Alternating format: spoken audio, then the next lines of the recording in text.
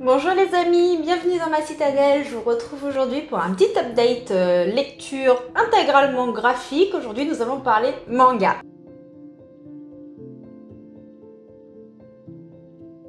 Je vais commencer cet update en vous parlant de l'Atelier des sorciers, le tome 6 de Kamome Shirahama, que j'attendais avec vraiment beaucoup d'impatience, que j'ai adoré et qui, j'espère, si vous l'avez lu, vous a fait autant d'effet qu'à moi. Pour ceux qui ne connaissent pas l'histoire, je vais essayer de pas trop vous en dire, mais je vais vous relater un petit peu la trame principale pour que vous puissiez comprendre de quoi parle ce manga.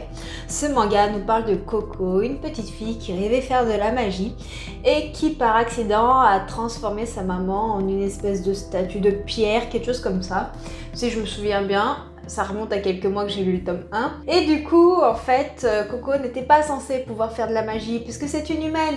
Sauf qu'elle a découvert le secret de la magie et du coup, Maître Kifrey, qui est le professeur de l'atelier, va la prendre sous son aile. Du coup, elle va apprendre à faire de la magie en espérant trouver le remède pour sauver sa maman. C'est un manga avec des graphismes juste magnifiques dans chacun des tomes. Et dans ce 6e tome, Kamome Shirahama a vraiment fait fort. Nous avons des illustrations qui surpassent encore celles des 5 précédents tomes, qui nous ont fait voyager, qui nous ont fait découvrir l'univers magique et j'ai adoré ça. Je vais essayer de vous montrer 2-3 illustrations simplement pour que vous puissiez vous en rendre compte. La telle beauté que c'est. Regardez-moi un petit peu ça, les décors. J'essaie de vous montrer. J'espère que vous voyez bien à la caméra. C'est pas évident de vous montrer sur objectif. Un petit peu, je vous montre pas toutes les pages, mais vous voyez un petit peu le type d'illustration que nous fait Kamome Shirahama, qui est extrêmement détaillé pour un manga. Et c'est ce que j'apprécie beaucoup dans l'Atelier des sorciers, c'est que les illustrations sont détaillées comme peu de mangas le sont. Ce que j'ai apprécié, c'est que dans cet opus, nous allons découvrir l'univers magique plus en profondeur avec l'Académie de magie, les membres qui la composent, mais aussi que d'autres personnages qui étaient déjà présents vont se dévoiler. On va apprendre à les connaître plus en profondeur et personnellement, ils m'ont fait fondre comme Maître Lugio qui était présent, mais on n'en savait pas tant que ça sur lui. C'est quelqu'un qui est quand même assez mystérieux et là je l'ai découvert avec les élèves de l'atelier qui faisaient preuve d'une immense douceur. C'était agréable, c'était génial et j'ai beaucoup aimé. La beauté de la magie m'émerveille toujours autant. Vous voyez Coco, la petite fille de ce manga qui est émerveillée par la magie, qui rêve de magie, et ben en fait je suis comme elle. Elle m'éblouit, la magie. En fait autant on peut s'en servir pour se défendre, pour plein de choses, mais là dans ce tome, elle est manipulée et créée avec une telle beauté, ça fait forcément sourire. Et en fait, j'ai adoré ça. On va découvrir aussi les membres de la hiérarchie magique. Donc ça, c'était super intéressant puisque jusque-là, ils étaient quasiment inexistants. Si vous entendez des drôles de bruit, c'est mon chien qui se secoue. Qu'est-ce que je disais? Les membres de la hiérarchie magique étaient quasiment inexistantes jusqu'à maintenant. Et pourtant, là, ils étaient un peu plus présents, ils ont éveillé ma curiosité et je pense que ça laisse présager quelque chose de vraiment intéressant pour les tomes suivants, que j'ai vraiment hâte de découvrir. J'espère qu'ils sortent bientôt. Je me suis pas renseignée sur la date de sortie du tome 7, mais j'ai vraiment trop hâte.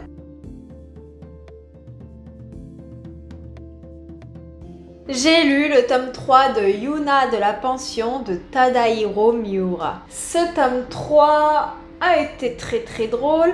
Pour ceux qui ne connaissent pas l'histoire, je vous fais un résumé très rapide puisque j'en ai déjà parlé dans d'autres vidéos. C'est l'histoire de Kogarashi, un enfant qui avait été possédé par les esprits.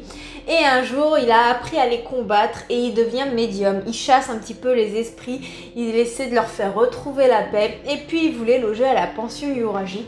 Sauf que pour loger à la pension Yuraji, il a fait un pacte avec la patronne qui devait aider Yuna à partir de la pension et la chasser. Sauf qu'il ne savait pas que Yuna était une femme, sauf que lui, il ne touche pas les femmes.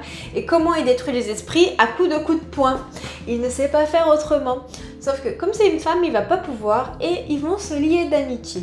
Donc voilà un petit peu la trame principale où il va devoir un peu aider Yuna et comprendre pourquoi elle reste dans le monde des humains pour l'aider à repartir. Mais cette trame a un peu été abandonnée à partir de ce tome 3. Déjà on en entend quasiment plus trop parler. J'ai trouvé ça un peu dommage, mais dans ce tome 3 ça ne m'a pas trop dérangé. Si ça ne m'a pas trop dérangé, c'est puisque nous avons les autres personnages de la pension qui sont très intrigants, qu'on a envie de connaître. Et dans ce tome, ils vont se dévoiler, on va les voir un petit peu plus. On va avoir l'ensemble des filles de la pension qui se dévoilent, à mieux apprendre à les connaître. Et c'était assez intéressant. Et ça m'a beaucoup fait rire puisque Kogarashi se retrouve toujours dans des situations juste compromettante en compagnie de ces dames de la pension. Lui, il en a quasiment rien à faire, c'est quelqu'un de très respectueux des femmes et l'auteur le met énormément en valeur, ça c'est admirable et j'ai beaucoup aimé. Et malheureusement, il se retrouve dans des situations, les graphismes l'expliquent d'ailleurs très bien, où enfin, elle se retrouve, on va dire, à poil, quasiment sur lui, où il va se retrouver avec une main à un endroit où il faut pas. Et c'est jamais de sa faute. Et toutes les filles lui courent après sans qu'il le veuille. Pourtant, lui, il est toujours très respectueux. Il dit non, mais ça va pas la tête. Sauf que, bien entendu, à ces moments-là, il y a toujours quelqu'un d'extérieur qui arrive dans cette situation. C'est un peu ça depuis le début du tome 1. Donc, je ne vous spoile pas grand-chose. Et ça m'a beaucoup fait rire puisque le pauvre, il est complètement dépité et démuni. Et je suis dépitée puisque dehors, même si toutes les fenêtres sont fermées, on les entend faire je ne sais quoi. Il y a toujours des travaux, j'habite en centre-ville, je suis vraiment désolée pour le bruit. Ce que j'aime beaucoup dans les mangas, c'est les messages qu'ils font passer. Et dans ce manga, Tadahiro Miura n'auront pas la règle. On a un superbe message que j'ai adoré. C'est l'important de rester soi-même. Et ça, c'est quelque chose qu'on peut tous prendre conscience au quotidien. Je pense qu'on a tous eu des cas de figure où être soi-même est assez difficile, où il faut apprendre à s'accepter et l'auteur nous met un petit peu cela en valeur et franchement j'adore. J'adore les messages et je crois que c'est ce que je préfère dans les mangas, c'est ce genre de messages qui nous mettent des baumes au cœur, qui nous font prendre conscience de certaines choses avec beaucoup d'humour, de délicatesse et c'est juste génial. Comme vous l'aurez compris, j'aime beaucoup ce manga, ce n'est pas un coup de cœur mais je passe toujours un agréable moment en sa compagnie et surtout j'aime beaucoup l'humour qui le compose avec l'absurdité des scènes qui sont surréalistes et j'adore ça. J'ai lu le 4e tome de Yuna de la pension de Tadahiro Miura, donc qui est la suite du 3e tome dont je vous ai parlé juste avant. Et ce 4e tome m'a un petit peu moins plu que les autres malheureusement. Kogarashi continue de se retrouver dans des situations incongrues et malheureusement je trouve que ça commence à être un petit peu redondant à force de voir ça depuis les 3 premiers tomes. Je commence un petit peu à me lasser de ces scènes qui sont pourtant très drôles mais j'aimerais qu'elles arrivent peut-être dans un autre contexte, d'une autre façon et que l'humour évolue un petit peu. J'ai beaucoup apprécié le fait qu'une thématique du 1er et du 2e tome soit un peu remise en avant dans ce 4e tome. Je vous en ai parlé juste avant puisque c'est la problématique de Yuna. Yuna qui est notre fantôme de la pension, notre esprit et qui n'arrive pas à partir de la pension qui est rattachée à ce lieu. Et du coup, là, Kogarashi va continuer à essayer de comprendre un peu pourquoi. Malheureusement, ce passage dans le manga, vous voyez, il est pas très gros, parce que ça reste un manga, ça se lit rapidement. Mais sur toutes ces pages, on va dire qu'il va y avoir que ça où la thématique est abordée. Et ce n'est pas assez développé pour moi, ça reste quand même la trame principale de ce tome, quand on se fie au synopsis du tome 1.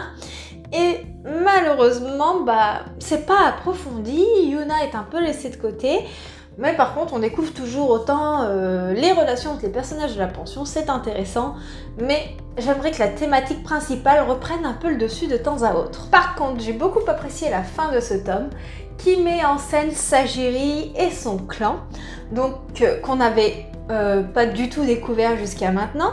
Ça a été très drôle de le découvrir de la manière dont l'a amené l'auteur et je pense que ça peut présager des choses intéressantes pour le tome 5. J'ai hâte de voir ce que va nous faire Tadahiro Miura.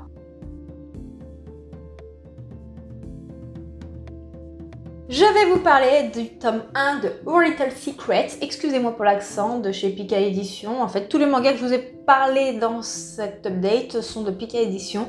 Je ne suis pas sponsorisée par Pika, mais j'aime beaucoup les mangas de leur maison d'édition et de Emma Toyama, parce que je vous ai toujours pas dit le nom de l'auteur. Donc, Your Little Secret, c'est un manga qui m'a fait fondre.